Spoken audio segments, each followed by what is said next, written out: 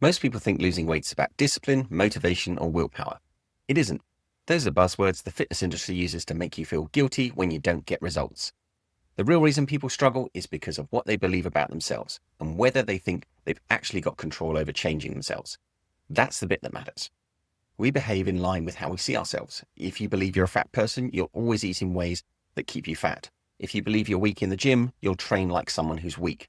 Not because you're lazy or there's something wrong with you, but because your behavior follows the belief you've accepted about yourself.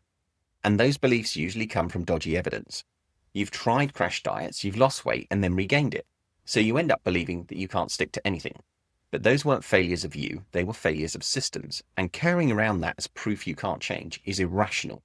It's basing your view of yourself on bad evidence. When I say belief, I don't mean chanting affirmations or blind faith. I mean rational belief, evidence-based belief. And that evidence is this.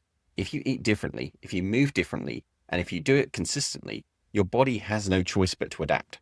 That's physiology, and that's reality. Psychologists call this locus of control.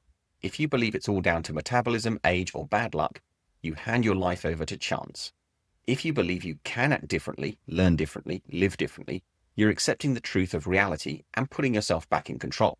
And that's rational self-interest. There's a model of change that I use that sums this up. It's called ADKAR.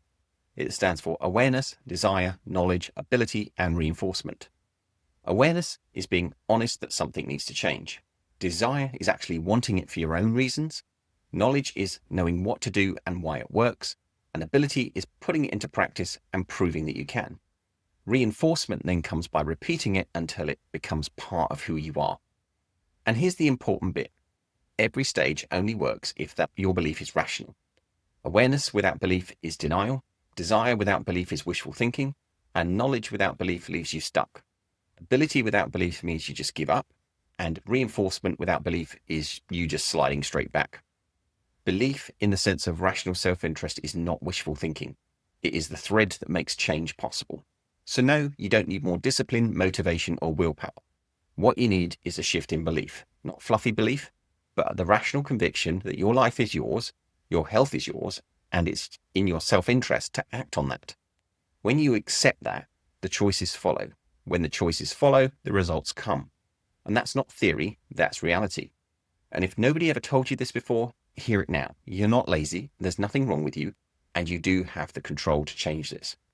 The most rational thing you can do is start acting in line with that truth, because change begins when you choose to live for your own rational self-interest.